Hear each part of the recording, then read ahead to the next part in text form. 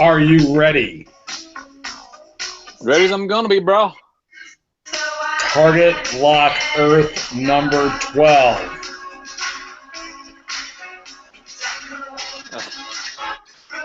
Cool summer, bro. Totally cool. It's turning out that way. I will let Google introduce it. Ha. Are you ready? Ready.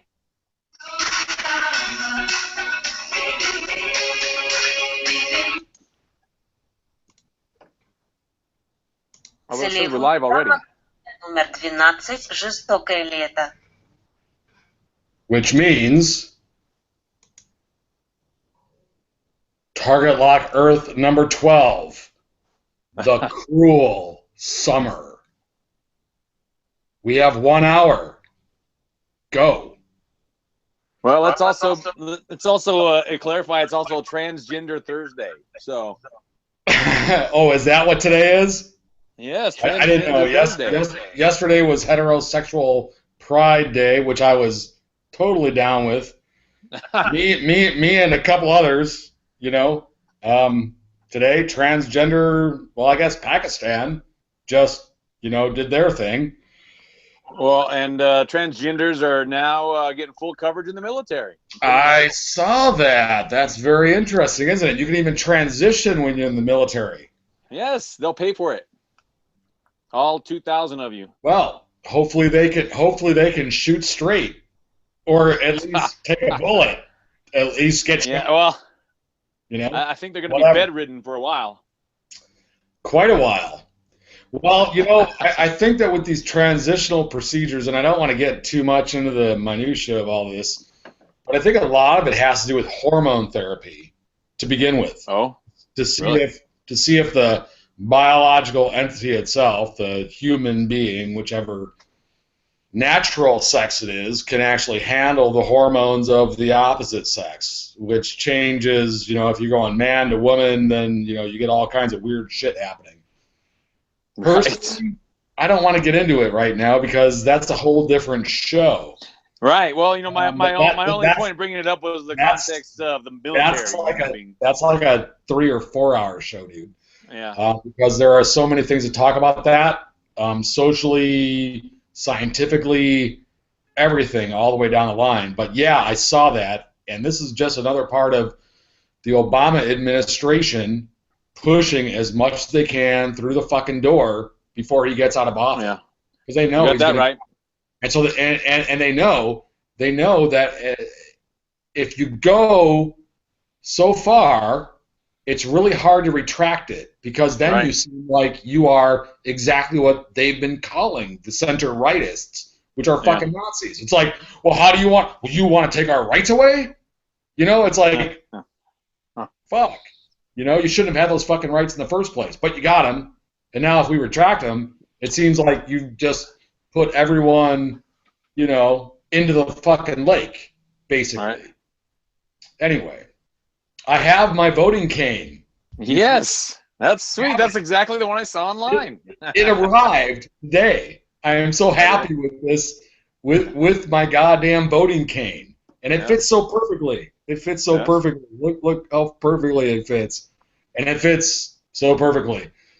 Anyway, it's a beautiful fucking thing, and it fits so nicely in the hand. I mean, it's like it fits fucking nicely in the fucking hand. Look at how nice that fits. Good straight fucking cane. So I mean, I'll sit here, with it by my side. Good, because you have to, you have to be fashionable when you're going to the polling station. You do. You got to wear your best clothes. It's like flying on an airplane in 1970 something. You got to put on your best clothes. Exactly. You're going to church. you're going to government. Right. You want to wear your best clothes. You want to corporate board meeting. You want to be on your best behavior. Because you'll run into people that you're not used to seeing day in, day out. So you want to be polite. You want to say, "Excuse me, please, thank you," and have civil debate if they want to take an exit poll and they disagree with you, which I assume is going to happen. There's going to be a lot of disagreement at the exit polls by, well, we know who the disagreements will be by. But anyway, that leads us into our next section. The Brexit. Brother, what do you think about UK voting to leave the European Union? And is it relevant? And is it relevant to the United States of America? Well, I think it's relevant to pretty much all Western and European nations. When it comes down to it, because I think there's definitely an undercurrent of a good portion of each populace of each one of our nations, that's not really content or comfortable or happy with the way things are going in our countries, between, a lot of the leftist movements, the things that they're forcing on us basically, and globalism. So they're all kind of the same. So I think it's a shot across the bow as far as it goes. It's a recognition of a portion of a demographic and a population of a specific country saying, hey, we don't want to be part of this program and part of this plan anymore because it's not working out well for us. I think it is totally reflective of America at the same time, with the things that are going on with our elections, with our politics, with our right, with our conservatism, with our parties. Rebelling against the same things, that we're concerned about, the things that we are going to lose, and we're not really interested in giving them up, not without a fight, but I think it is relevant, obviously, since a number of other countries in the EU have started to say, hey, we want to have a referendum too. I think it's given other countries and other political organizations and operations a little encouragement to speak up, totally to express themselves. There were a number of other countries. I mean, you have the French rightist organizations, which are just, basically conservative organizations. They're not, fascist. They're rule of law. Right. Frickin' France. You've got the Netherlands, Holland. Which I like those people a lot because I drink Heineken frequently. Right. And it's like, yeah, it gives an open door for them to do something for themselves.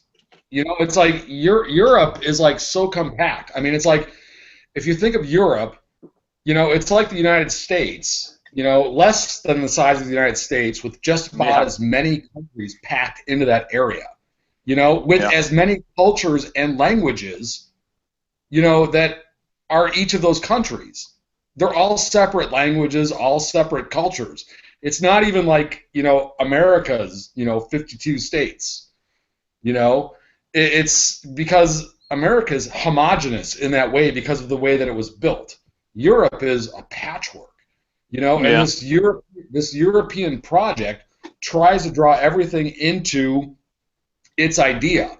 And the more that I learn about the EU, the more sinister the goddamn thing becomes. Yeah. I mean, it really sounds like, what, I hate to say it, but what Hitler was going for when he tried to take the fucker over. There have been other people saying that in the press as well. Instead of by force doing it, they're doing it through bureaucracy where people don't even fucking care anymore because they don't understand it because it's all locked up in legalese and all kinds of bureaucratic, talk. And people just turn off to that shit because they don't fucking understand it. They don't live it day to day. Their day to day is get up, make breakfast, have some bagels, have a coffee, go to work, come home, play with the kids, go, watch 2 hours of fun TV and go to sleep and get up and do it all over again. They don't want to fucking deal with, what they were trying to analyze in their first years of college or their last years of high school. Right. They don't want to sit there and goddamn figure out that algebraic equation of the politics that are going on. So they just don't fucking care. And the bureaucrats. Well, that's it. The bureaucrats just skip over that shit, and just pass the shit. And hey, if it's nice, it's nice. If it doesn't hurt anybody, it doesn't hurt anybody. But if it does hurt somebody, well, then they got an excuse. It's like, it's just words. Well, it's the bureaucrats and the corporatists, that basically they know, they're at a higher level in society, economic reality as far as managing and organizing society and culture. And so, they know that they can have a good position for themselves to basically run society, and they can do it better. So at the same time, we're down here at the bread and circus level, becoming complacent and disinterested. And, well, I don't want to deal with the politics. I don't pay attention to any politics. And so they've made us that way in order to, further their plan, to make their plan easier. And so I think we're at that breaking point. I don't agree with they made us that way. I mean, I agree with the indoctrination perspective, which we see in the schools, both here and in Europe, where you can't even call a brass tack anymore. It's like it's the shiny object. It's not the brass tack. It's not a tack anymore. It's a shiny pinning object.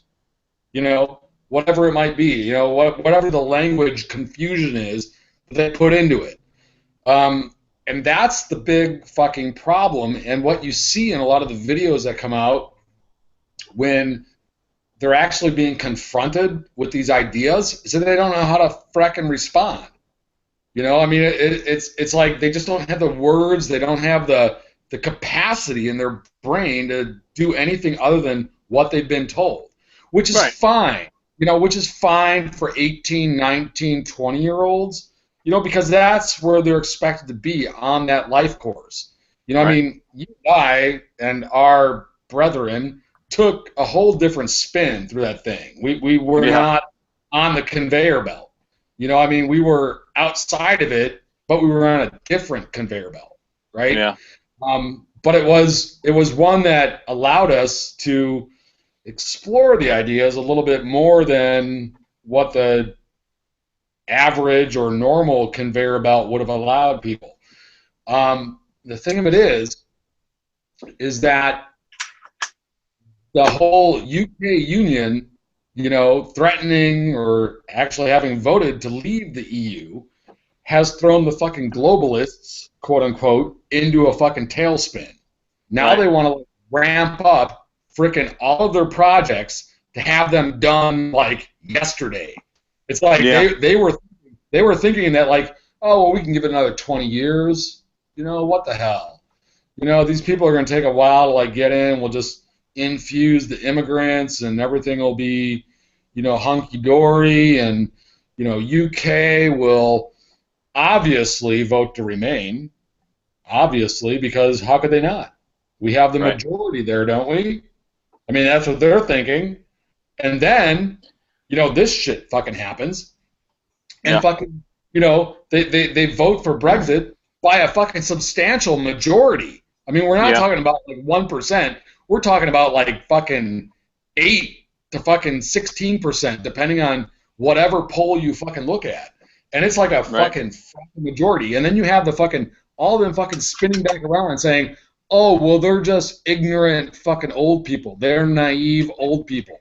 And you got all the young people like jumping up, on the sidewalks, fucking saying, you just ruined our future. The old people ruined our future. And it's like, well, I can see myself at fucking 17 saying, hey, mom, hey, dad, fuck you. You just ruined my future. It's like, well, fuck you. But in the end game, you get to be the age that you fucking are now, and I hate to sound like an old, angry white guy, which I probably fucking am, in some ways. But you know what? That shit fucking works. Yeah. You know? I mean, look what I fucking did. Hard work, fucking discipline, fucking goddamn teaching myself fucking everything that I could fucking ever fucking learn on my own. In college, out of college, all of it, and fucking, hey, it's a nice fucking life. You gotta fucking do that shit. Am I a fucking oligarch? Maybe. In my own family.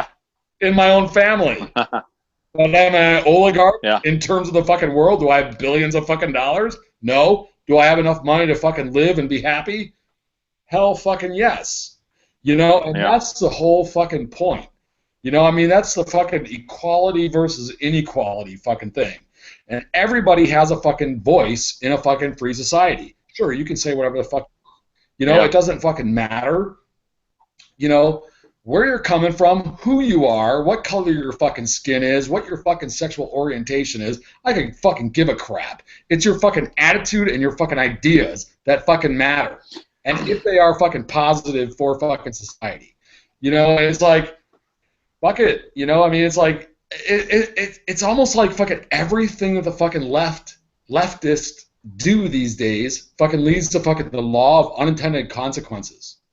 You know, it's like, it seems like it's a good idea to begin with to take in, you know, 10 new kitty cats. You know, but then what happens to your fucking house? You know, I mean, it's like it's like trash. Fuck. Do you have exactly? Do you have enough litter boxes? Do you have enough food? Do you have enough, you know, things to, you know, make those kitty cats happy? And then what happens when they get to be adults and they have more little kitty cats? You just fuck. It's a goddamn cat problem. You know, I mean, ask any feminist about that. Hey, are you a cat lady? How many, of course. How many cats do you have, Miss? Oh, Miss? Was that the? Did I assume something that I wasn't supposed to assume because you have fucking tits and a nice hairdo? I mean, what, Miss? Anyway, that's my spiel. What do you got?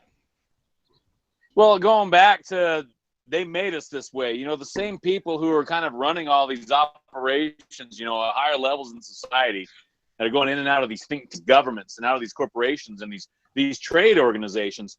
But I mean, they made us this way. They make us complacent through marketing and through fulfilling our desires, you know, making us disinterested in what they're doing, you know. You keep on saying make us. Do you mean make us as in you and me, or do you mean make us society? Society. You know, the masses, big, the mob, big A, you know. B. Yeah. Big A, little A. So, I mean, it's a classic, you know, Roman bread and circuses thing, you know, that basically in order to control the mob, you know, you have to give them what they want, but you don't have to necessarily tell them everything you're doing. You just give them the little tidbits that they want to know. And the rest of it out, if they're content. My saying has been this, and I stole this from some marketing.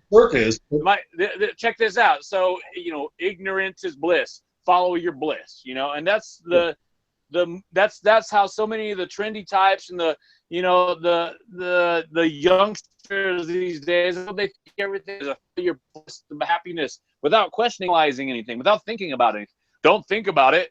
Just feel. And then that's how you have all these leftists, you know, showing up at these protests like, destroy the hate. It's such an oversimplification of complex realities and complex situations and complex campaigns that are going on around the nations. And you bring this stuff up to people like that, like, you know, they just think you're fucking nuts, you know, or you know what I've always got over the years, you think too much.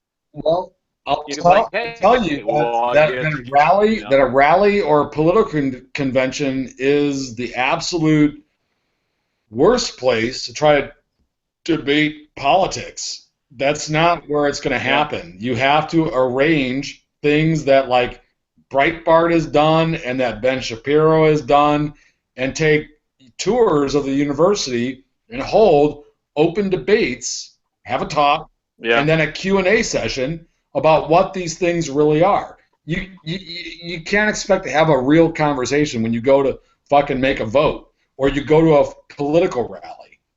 You're never going to make any progress.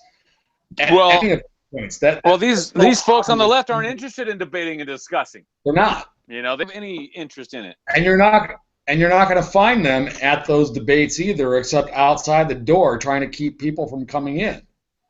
Or going in and disrupting it, or taking the microphone out of someone's hand and threatening them. Exactly. You know, that wouldn't do good with him sit in my chair and take it. It would be a bruise fest. You know. Well, you know, I'm telling you, you know, it's like there's going to be some hot times going on this summer for sure. Cleveland, you know, the RNC Republican National Convention. Fucking Cleveland is on fucking high fucking alert, dude. I mean, they don't have enough gear to fucking support as many cops as they want on the fucking streets because they're expecting so much fucking disruption.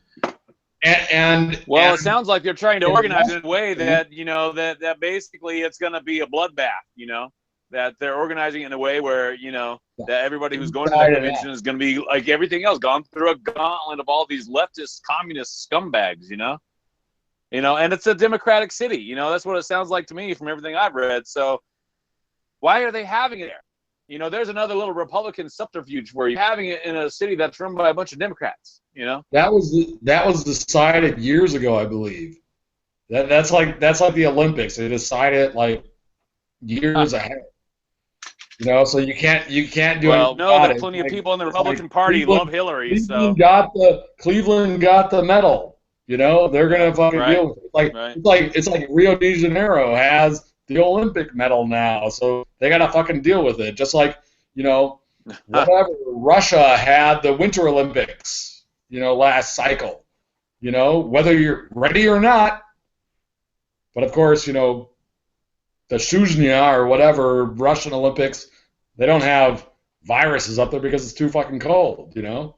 But good point. The equatorial continents, which are mostly the third world in this point in time, they got plenty of disease down there. And there's not very good things coming out of there on the build-up. 4.5 weeks out from the start of that competition. The Olympics or the convention? Which one is it? Both. The convention is closer than that. Yeah, the convention is closer by 2 weeks. Yes. Yeah, the 16th to the 21st. 16th. Actually, it starts on the 18th, but yeah, 16th. Oh. They start to get the game on. But yeah, the Olympics are a couple weeks after that. But still, neither are ready. You know? And I'm just kind of curious right now as to, I think it's a locked up deal so far as who is going to be the Republican, you know, nominee. I don't think they can do anything now to like derail Trump. I don't think so. I think you may be surprised. I think there'll be some. There was actually what's his face? Rupert Murdoch. Was it Rupert Murdoch who was trying to get a guy to be an independent party runner recently? And then I saw yesterday in one of the you know, right-wing papers that he was pushing for McCain. He was pushing for McCain to run for president again.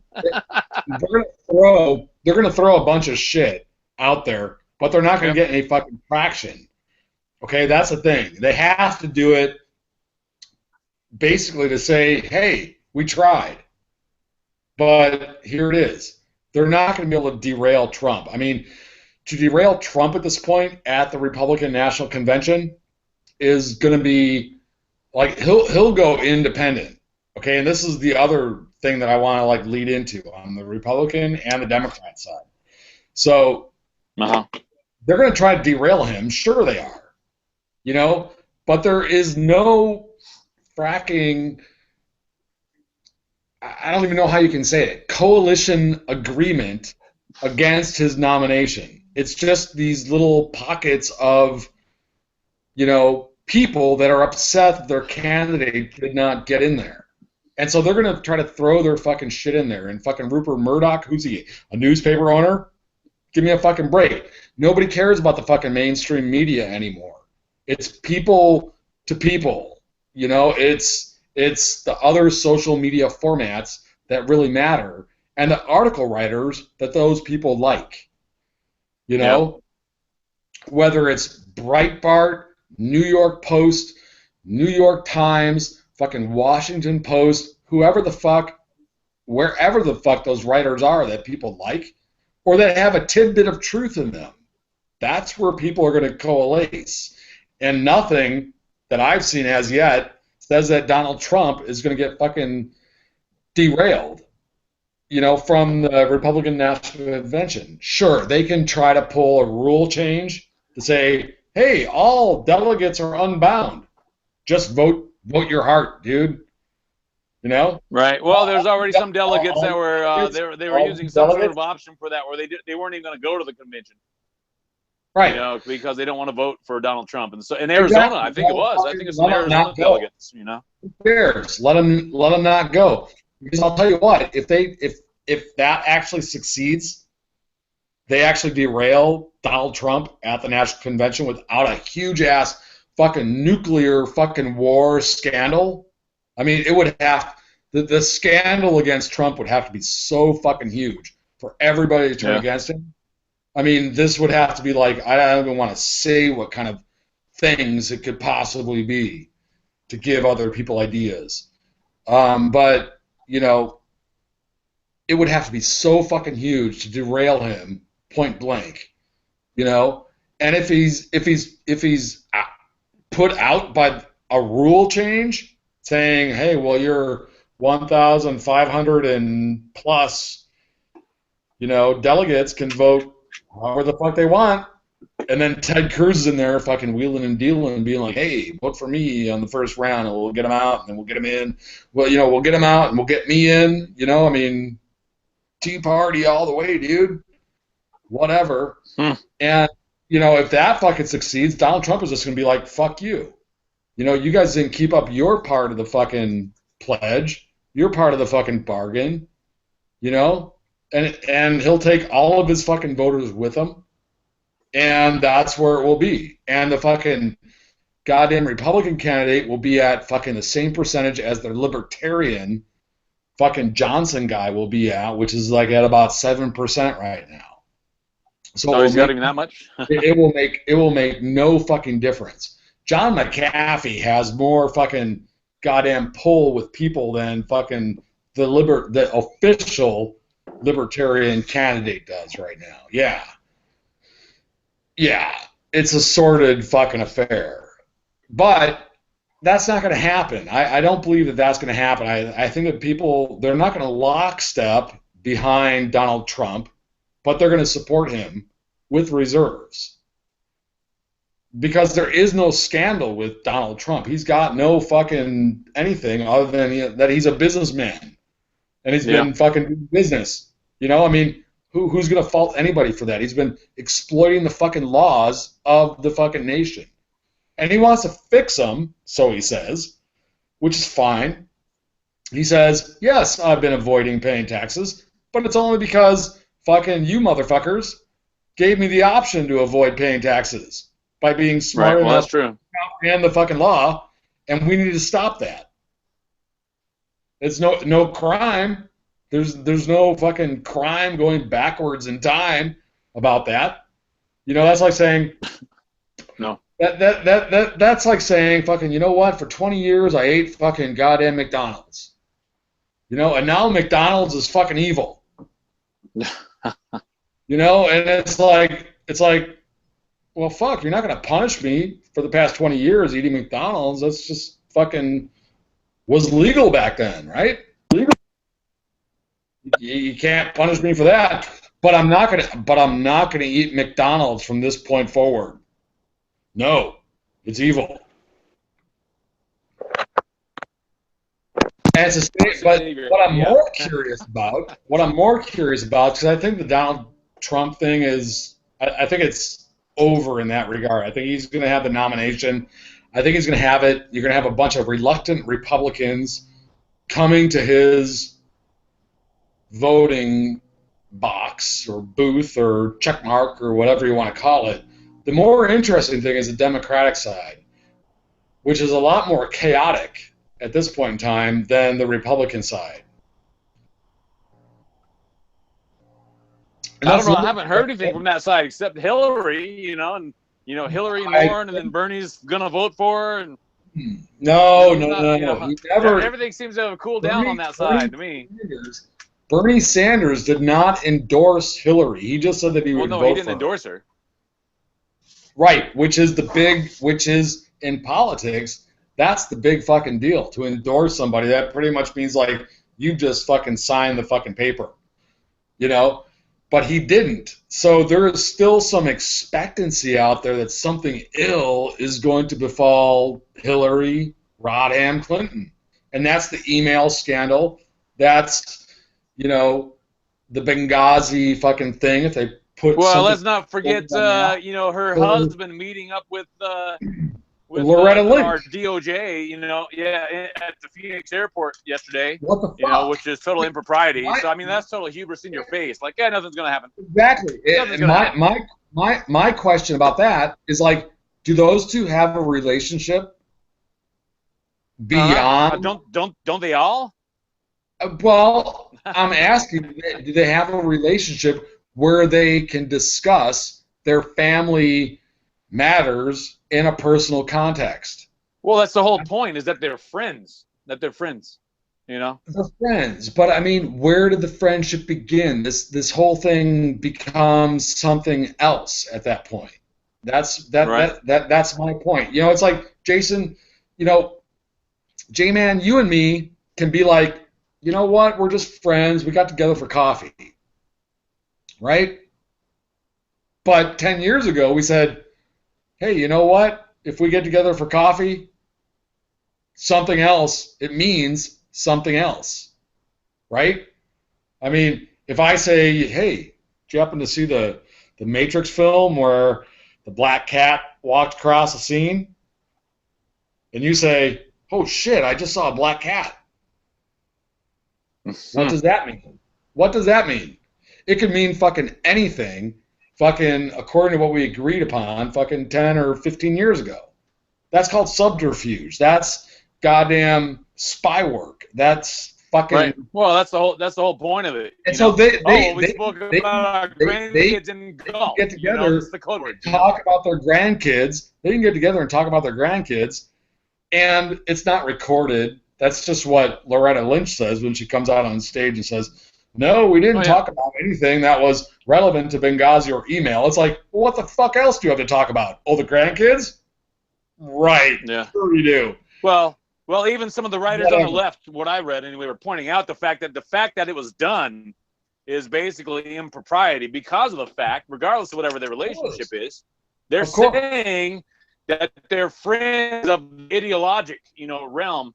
Even though, she's the one who's going to be charged with doing something about his wife, and so it's hubris, that's in the face of America. What I see of it as, personally, what I think in my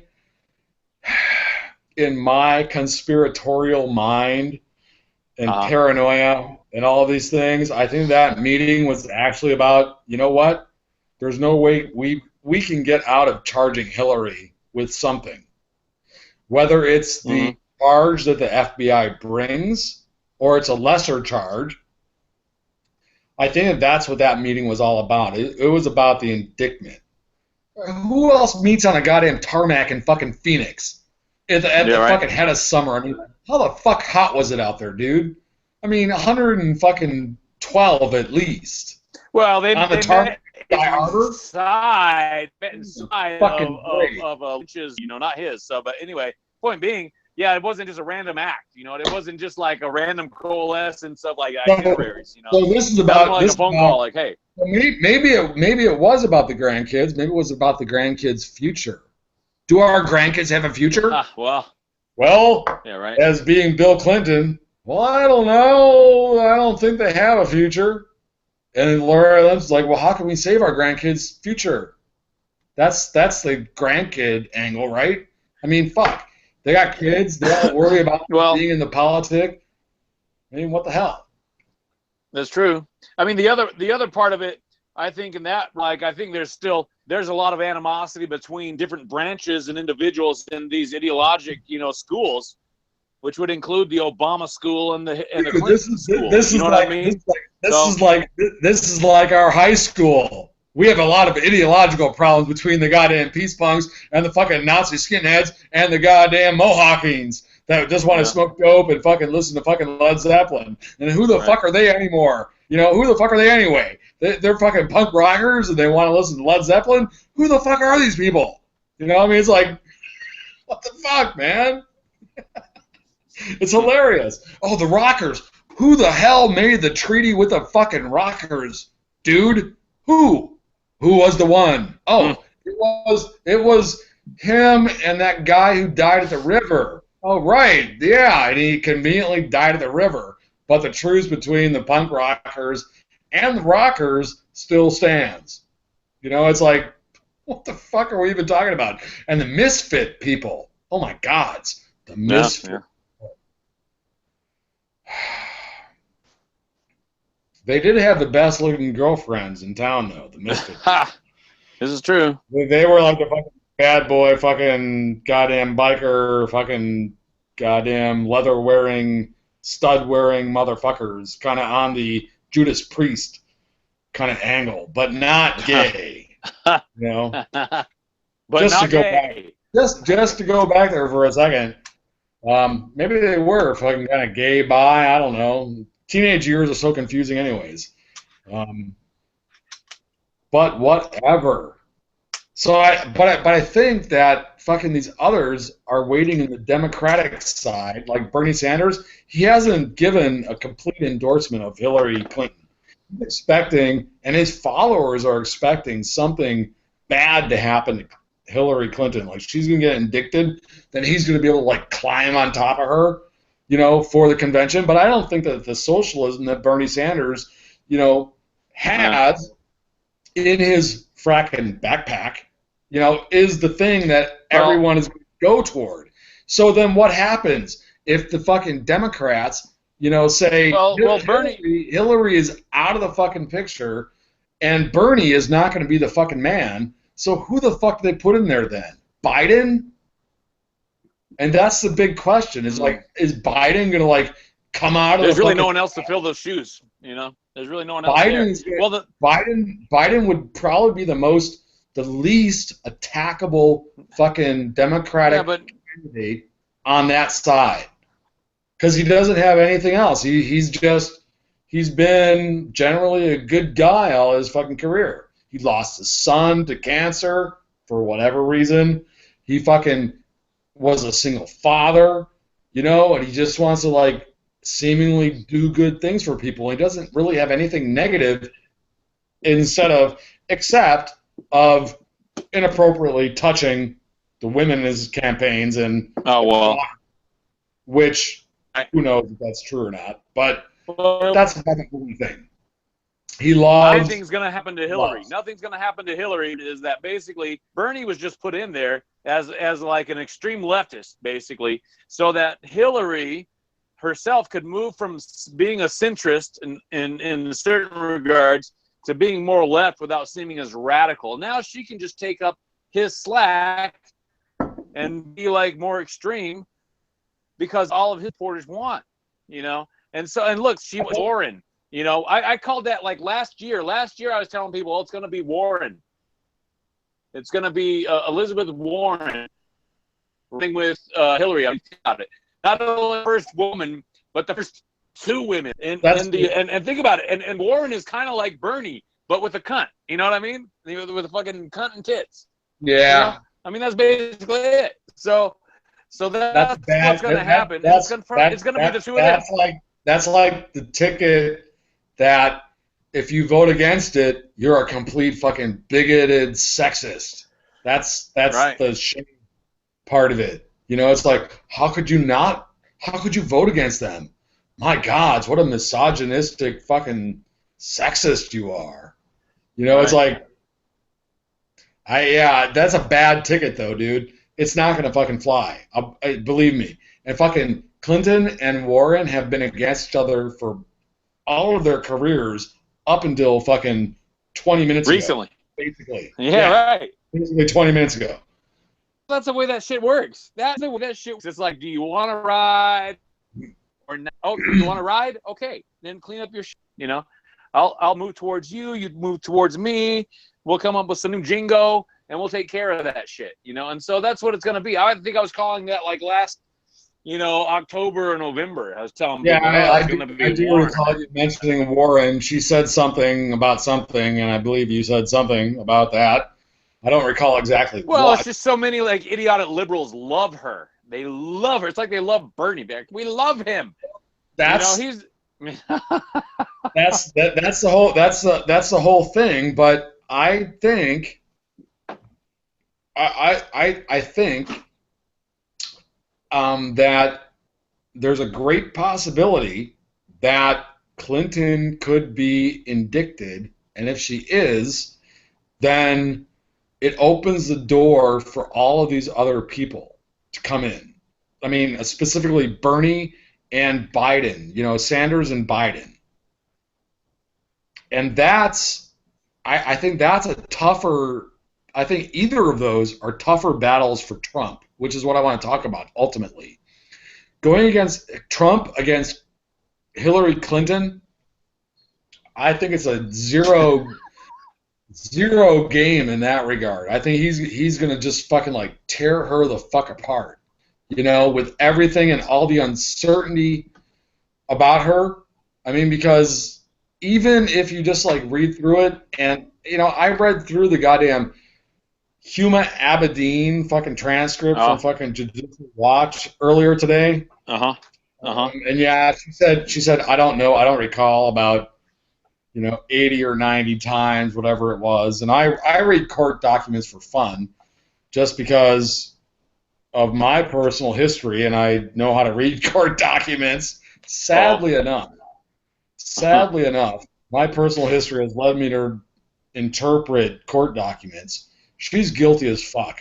Huma Abedin, she was not well deposed. Well, she was very well deposed. But in her own regard, she was not very well deposed. And her lawyers fucking suck as well. She gave out some really nice morsels of information, and too much information to question. Yeah. The one thing when you go into court and they ask you a question, you just answer the question. You don't give any further information. Yeah, right. You don't elaborate. Because insofar as you give more information, they can question you on that information, extra information that you just gave, And she was trying to be so friendly. I can see it from her point of view. Maybe she's naive. I don't know. She's got a pretty fucking slick tongue. The chick is intelligent as fuck. And you can see her like little snaky withering wreatherings through it all. Well, seriously, you can. And the thing of it is that I think that in the long run, because she dropped some names that were not out there yet, that Judicial Watch confirmed as like, wow, maybe we should bring these people into depose as well. Right. Well, you got to figure if this whole thing is a side of the whole FBI investigation. This is just Judicial Watch fucking stirring up shit. I mean, that's what they do. That's the Watch. Right. They fucking just watch the fucking bastards doing what they do and trying to make sure that fucking everything is fucking American. Rule of law. Right. Well, so here's what I would have to say about that. Is that Huma Abedin, if she is like, since Clinton is, what's the right, to some degree, a servant of the Saudis, or at least, responsible towards the Saudis because they funded some of her campaigns. And Huma Abedin is like an implant, from like the Muslim Brotherhood and the like. I mean, so it's a little power play chain. Well, so Clinton's on a chain to some degree. That's part of the playbook where right. So three generations ago, these Islamic families immigrated legally to America, had children, right, which are legally American citizens, right, and then they go abroad, which is not to Europe. They don't go to fracking Oxford. They go to some place in Saudi Arabia, or they go to some place in Pakistan, or wherever, and then they come back to America. That's when the game begins, right? Because they're American citizens, but they've been educated abroad by that ideology abroad. That's the fucking problem, right? Fucking there. Well, it's about allegiances that divided, and in fact, Exactly. we know, Exactly. it's illegal to America. So that's the problem. So when you get into positions of power, you grow up in kindergarten, okay? You grow up in kindergarten. You're a Muslim. You grow up in kindergarten. You're a first generation kid in America. Your religion is Islam, and you grow up saying, pledge allegiance to the flag of the United States, blah, blah, blah. And then you go abroad, and they teach you that, well, Islam includes, subterfuge against, any nation, state, religion that is not aligned with Islam. And you can lie, you can cheat, you can do whatever, and you're still not called sinful for doing that. In fact, you're called, right? You're encouraged. Doing that.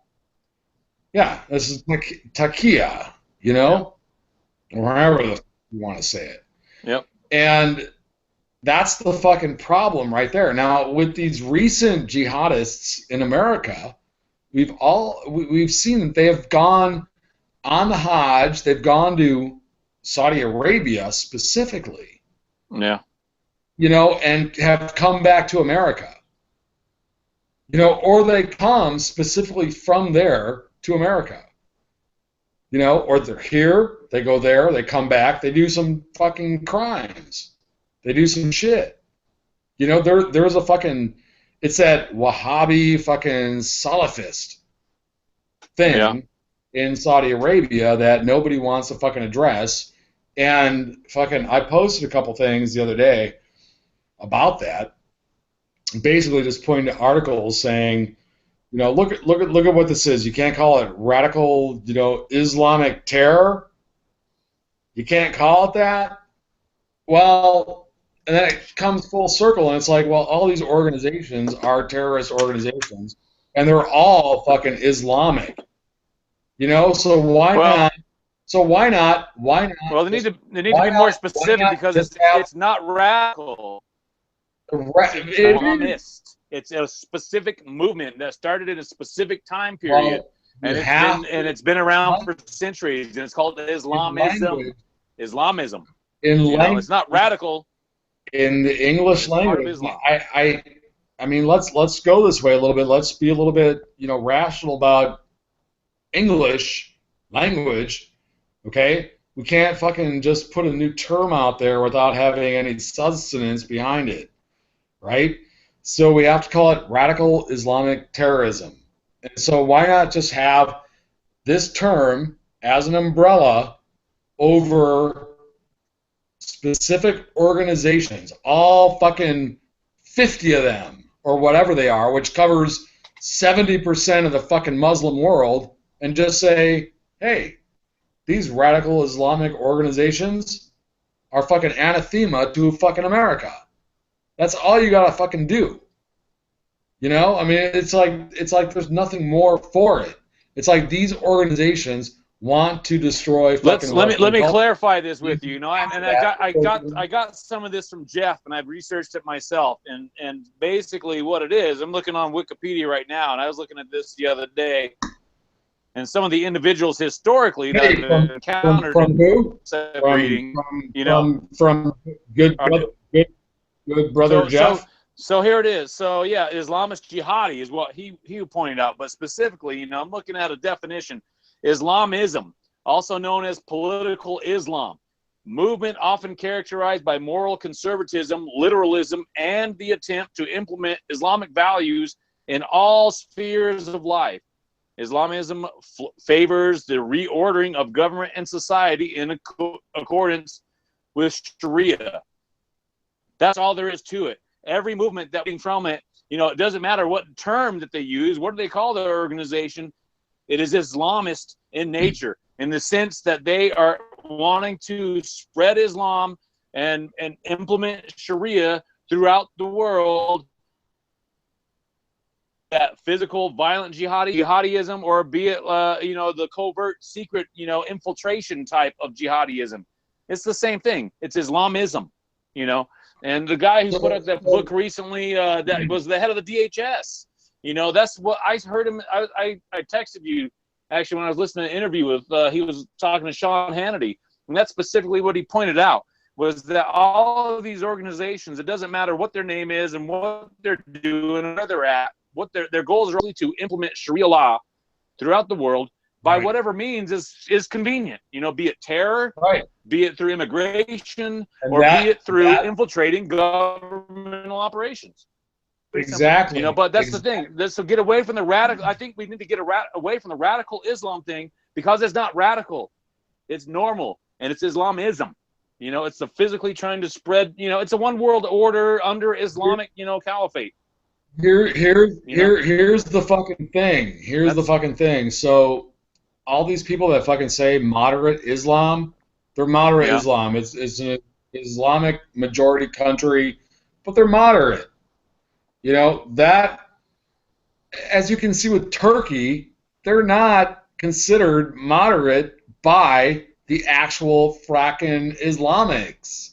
You know? Yeah, right. It's like they're considered apostate, because they gave up parts of the Quran and the Hadith to create a more westernized version of Islam.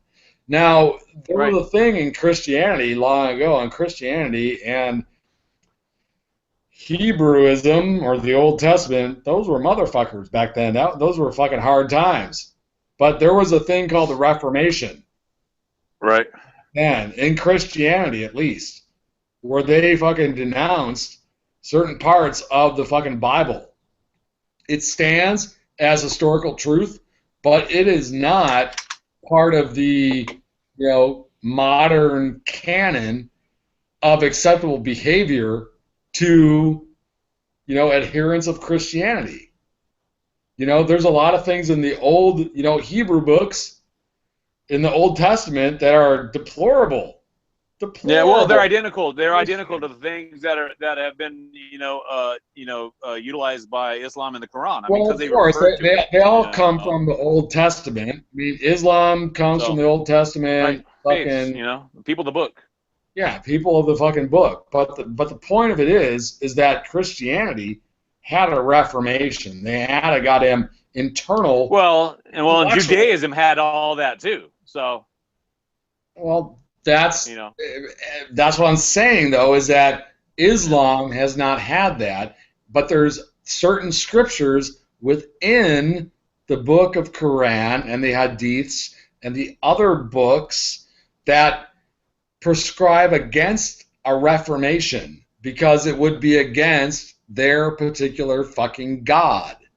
And so they cannot do that. If they do that, then they are apostate, and they are not any longer Muslim or Islamic, and therefore these movements and wars go back to the very founding of Islam. I mean, after Muhammad died, the same thing happened. You know, that there are different tribes, you know, that were, you know, basically coming up with their own beliefs, and they're making their own prophets, and the first caliph, warred against them. So I mean, this historically has been going on the whole time. They're all fucking goddamn near equator, fucking equatorial, fucking goddamn sun-drunk fucking bastards. Hotheads.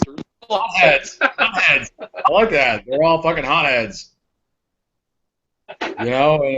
It's. Well, I wouldn't want to call them a Haji or. Hey, you know what? I mean, Greece and southern Italy, they're near the equators, and they had great fucking civilizations, but they had plenty of water. Right. Maybe these motherfuckers just need to have more water. Maybe we need to get China to throw some fucking goddamn weather fucking missiles above them and rain some Islam did have great civilization at certain periods of time, but the thing is that I see it more as a culture of syncretism, where what they did when they expanded so quickly and so far is that they cut off the heads. But they didn't destroy everything. They kept the syncretism. They conquered trade routes, and so this is how they had influence. They quickly conquered things. They cut off the heads of organizations, but they didn't destroy the society. And at times, they kept what was important. Why would you want to? You need people to run civilization. You need people to you need civilization, and if you kill them, they can't run anything. And then you can't ask them how to run it. You assimilate. You cut off the fucking head, and then you assimilate the culture, and then it becomes fucking whatever you want it to be. But the thing of it is that in this day and age, that's so much more difficult than it was back then, because back then there was no fucking mass communication. You couldn't send an email. You couldn't fucking make a tweet. You couldn't fucking goddamn, maybe if you were psychically strong enough, you could like put out a fucking God wave and be like, whoa. Hey, well, supposedly Islamic send the same message out to like everybody in your hemisphere, but fuck, today it's like it doesn't happen that way. It has to be fucking an actual fucking uprising from within, and they're not going to have it because there's too much fucking goddamn literal interpretation with their fucking scholars. Their scholars are just like rote memorizers. Yeah. I mean that's all it is. It's like when you and I were in fucking goddamn religion major track way long ago. Well, I mean, the thing of it is that I remember of that is like you just have to keep an open mind, and you have to fucking just think, for yourself and where you fit into what you're learning, and not have any particular view about it all. Okay? That might sound pretty fucking liberal in that regard, but for understanding and learning about other cultures, other religions, which inform culture, that's the right attitude to fucking take. Whether it's a dead religion or a current religion, you have to be able to fucking just be like, okay, that's the fucking belief. Is there any form of, reformation to make it suitable to Western society, which, Christianity and no, because from what I've read, elder pagan religions have informed, and there is no answer to that other than no. These people cannot be fucking reformed if they adhere to their fucking scripture. Well, they can't. The thing of it is that they if they go against it in any way, the Quran, any dictates in it, any of it, they're apostate, and they can be killed by the adherents. That's the order. Exactly.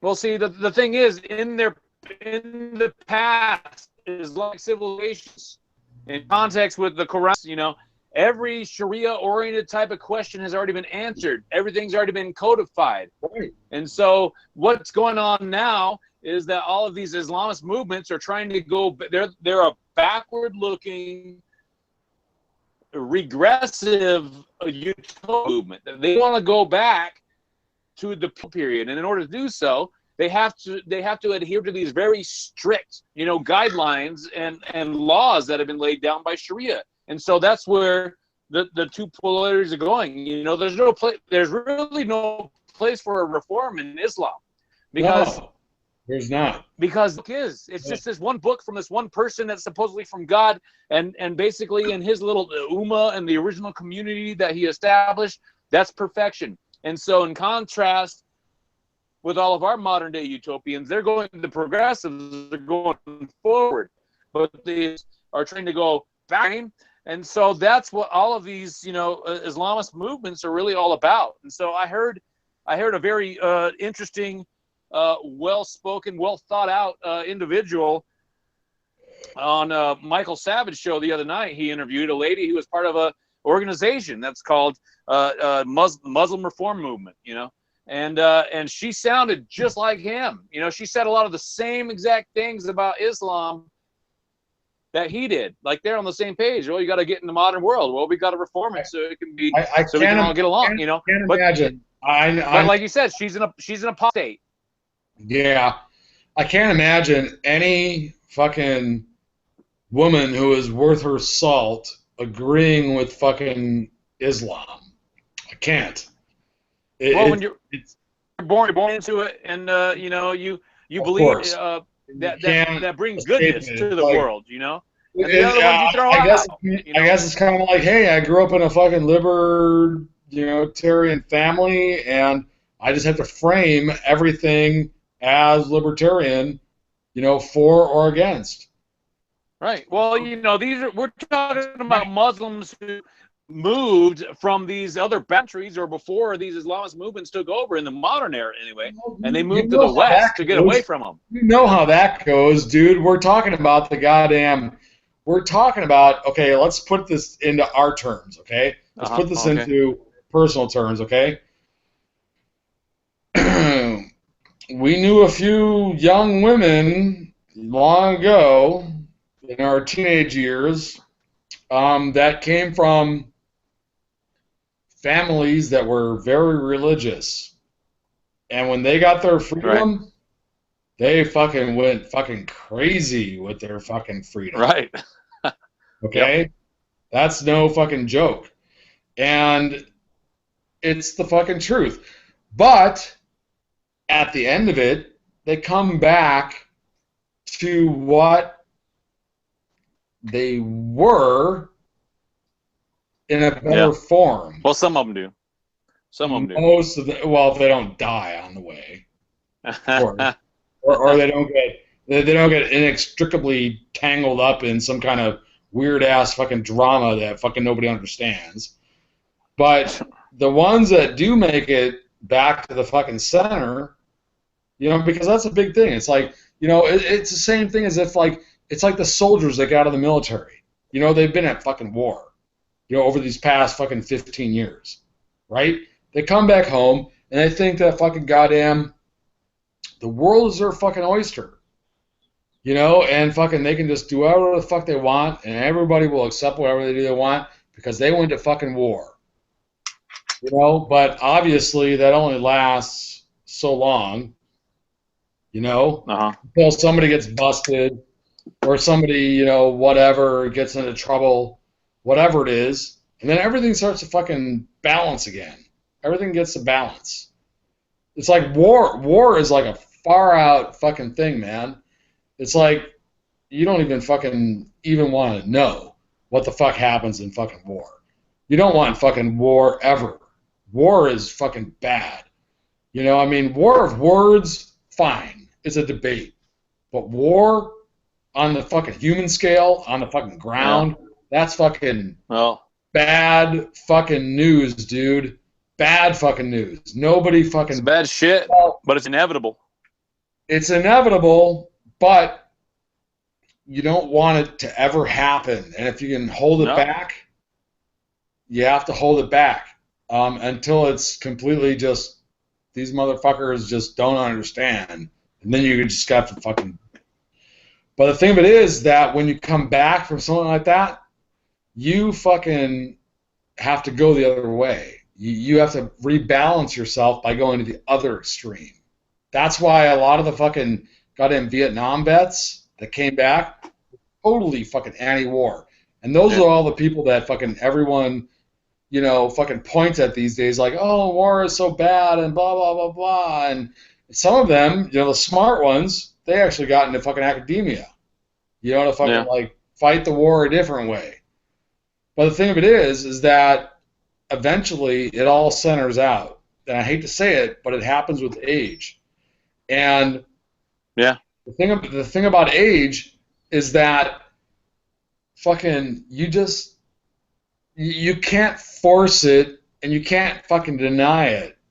That's like the whole fucking part of it is like you just don't know what the fuck it is. You know, human, You don't know what the fuck it is, you know. So you just have to fucking like let it go and fucking do what you can do for the younger folk as they're growing up. That's like fucking who likes to sit around campfires these days and listen to fucking their grandparents fucking tell stories? Nobody. Nobody. They want to put on their fucking like VR gear. They want to fucking play their fucking games. They want to fucking like, you know, do whatever the fuck. You know, they're not going to listen to anybody except for them fucking selves. Well, mostly. That sounds familiar. Mostly. You know? And the further that fucking proceeds, and that's all part of the fucking technocracy fucking liberal thing, because I've got some other ideas about how this whole fucking transgender thing got into play by my own technological regard, by the way, which I will not get into tonight. And we're Has to over do with by David Bowie and the Japanese, huh? and we're over by 5 minutes. No, it's not David Bowie. Actually, David Bowie was quite right wing, in a lot of fucking ways. The left tried to take David Bowie. The left really tried to take David Bowie in a lot of ways, but he never stood up for their shit. Fucking, he gave no interviews. Fucking look at him out there. He gave no fucking interviews. He was like, I'm an artist. That's pretty much what he said. I'm an artist. Fuck you. Well, he didn't say fuck you because he had to make some fucking money. But he gave very few interviews over the fucking years. During Blue Jean, that album that came out MTV fucking like I don't know what it was, 82, 83, fucking A. He gave zero fucking interviews. Serious Moonlight Tour, that was like the best fucking tour ever, and it was an MTV thing, and it was totally cut and chopped and fucking edited, but it was good. Hell, even my dad liked that fucking goddamn show. My dad was a complete fucking, you know, post-Korean War vet. Oh, yeah. You know, and he liked that shit. It was like, what the fuck, man? But what I'm trying to get at here is that you don't have fucking, you can't fucking fight Islam without a fucking revolution within their own ranks. But they're hoping for a revolution within their ranks that will never happen because it is against their scripture. Okay? Right. That's why I'm saying that fucking, you know what? Give the goddamn caliphate standing. Say, you know what? Okay, Omar Ababa, come to the UN. We'll talk to you as the caliphate, as the king of your nation. You give him acceptance. Give him acceptance. Play with him. Find out what he's about. And then, when we don't like it, inevitably, you know what? We will meet you on the field of Dabiq. And you know what we do then? We just drop fucking 3 or 4 fucking nukes on that fucking area and turn it all to fucking glass. Yeah. And say, you know what, Islam? Tells me their neighbors are going to want to. And say, you know what, Islam? You fucking lost. Right there. On the fields of Dabiq. Your holy book. You fucking lost. That's what I'm talking about. Well, that's what has to be done. I hate to tell you, but this is where this whole modern movement came from. That when they got destroyed, when Islam got destroyed by the Mongols, this entire modern Islamist jihadi movement came as a reaction to like, well, we lost. Something's wrong with us because it used to be Allah was with us and now he's not. We're all fucking retards. So, you know, yeah. So the other thing is, Jeff, I don't think Saudi Arabia, Jordan, Turkey, or Iran want to recognize an Islamic State because they are just kind of their own proxy.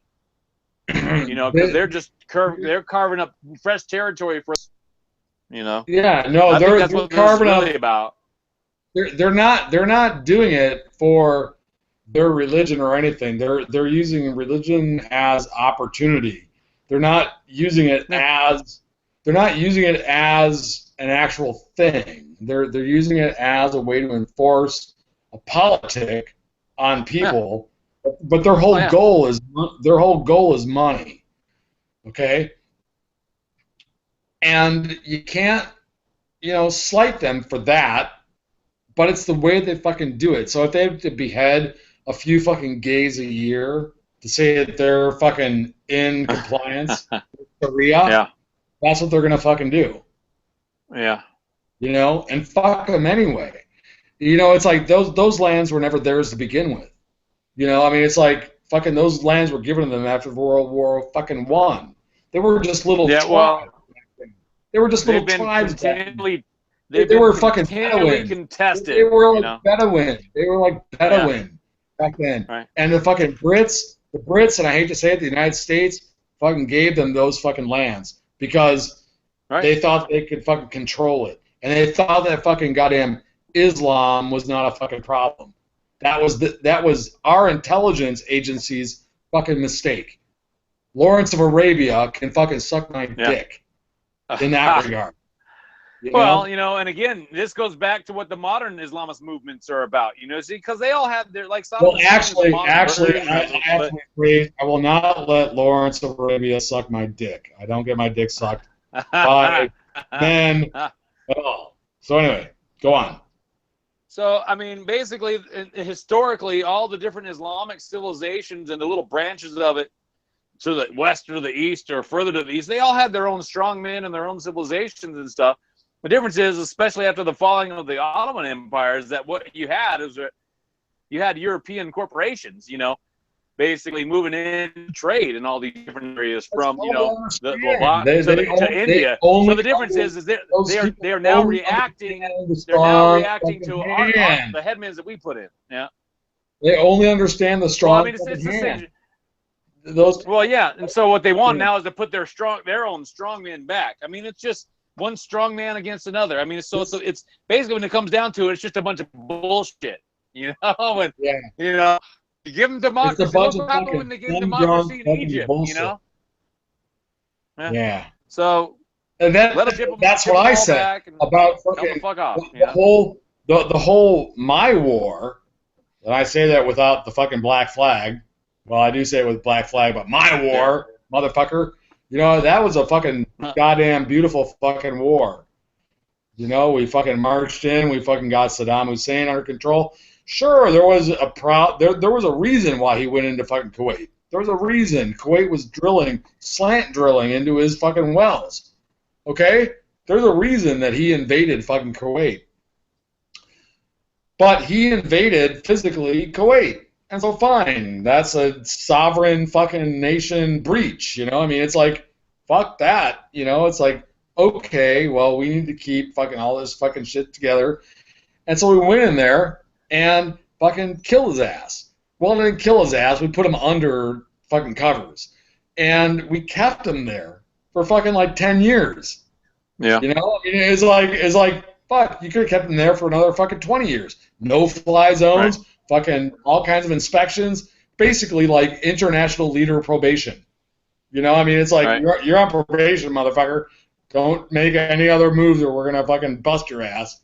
And then fucking in Iraq, how it was set up at the end of fucking World War II, that's the archstone of the fucking Middle East. It's like, fine, have a goddamn dictator there. Nobody fucking cares. Nobody fucking wants anything else from it but their fucking oil. So. What the fuck? And then we just fucking like broke that motherfucker apart, which like completely destabilized fucking everything. I knew that was a fucking bad military maneuver. I was like fucking goddamn flipping fucking George W. fucking Bush a fucking bird at that fucking time. I was like, you motherfucker, how the fuck can you even fucking do this? Anyone who has any goddamn military fucking sense about what the fuck is happening in the fucking world fucking knew what was going to happen. It's a fucking quagmire. And 20 years fucking later, here it is, the quagmire. Well, You know, from what I've heard, and if you even more observe what's been going on in the Middle East, if you Middle East, regardless if it was George W. or if it was Obama and Hillary, the operations have been specifically to cut off the head of every state in the Middle East that had a strong man who leaned more towards secularism in the West. Think about that. You know, that's given rise to exactly just this Islamist state, ISIS, ISIL. Yeah, I'm not any fan. I can totally see that. I'm not a fan of Gaddafi at all and all of his bullshit. But when 9/11 happened and after that, he was the first goddamn Middle East state to confirmedly to confirm his giving up of nuclear warhead ambitions and NBC and biological frickin' warfare. Yep, and chemical weapons. You know, and chemical warfare. And he did that on good faith. And then it was stable as fuck. It was a good base, dude. It was a good base. Tripoli is a beautiful fucking place, dude. I mean, Tripoli is like fucking my shoreline here, but fucking really hot. You know what I mean? Yeah. It's like hot. But the thing of it is that, so who the fuck made the decision? It's like, what? Gaddafi was doing what? You know, at that point to deserve that, other than just being a fucking asshole to his people. Hillary and them wanted to push. They wanted to push the fucking Arab Spring, which is sovereign fucking nation. Whatever he does within his nation, that's his business. That's like whatever I do within my house. You can't fuck with me unless somebody, you know, goes outside the house or fucking goddamn comes in the house or like tries to break into the fucking. That's like sovereign fucking nation. That's just fucking goddamn sovereignty. You know, they gave him that power and they fucking just like thought they would fucking just like jack out the fucking door. And he was the best fucking goddamn one to like give up all that shit in the fucking first place. Yeah, he was probably scared as fuck. And it didn't do him any good. It didn't do him any good. I don't want these people to fucking invade my ass. You know, fuck it. We don't got the firepower to deal with them. Yeah, well, you know, Hillary and them said on record, you know, Vini, he's dead. You know, we saw, he's dead. You know, a bunch of fucking idiots in their suits that have never been part of any of that, and they used NATO to fucking do it. You know, which it's just anyway. So let's not open up another can of worms, but you know, let's steer this towards the end. But the point being, you know, we're pretty much done for tonight. We got 3 minutes left. Let's have a couple of summaries. You know, these are not random acts. You know, this is going to be a very hot summer, a very cruel fucking summer. And we haven't even, you know, we might be past the solstice, but we haven't reached the climax, and we haven't gotten to the dog days either. So we haven't even begun yet.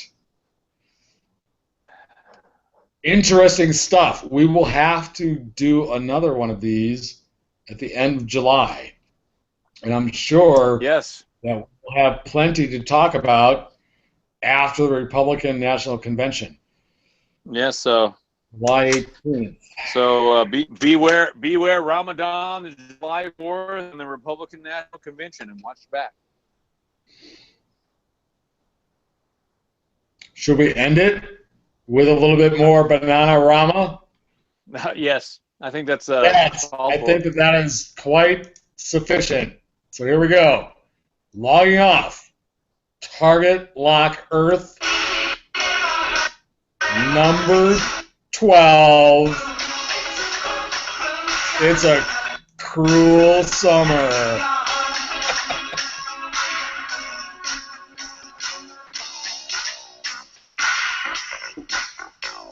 Yeah, now that's when music was music. Until next time. Later. J-Man. Later, bro.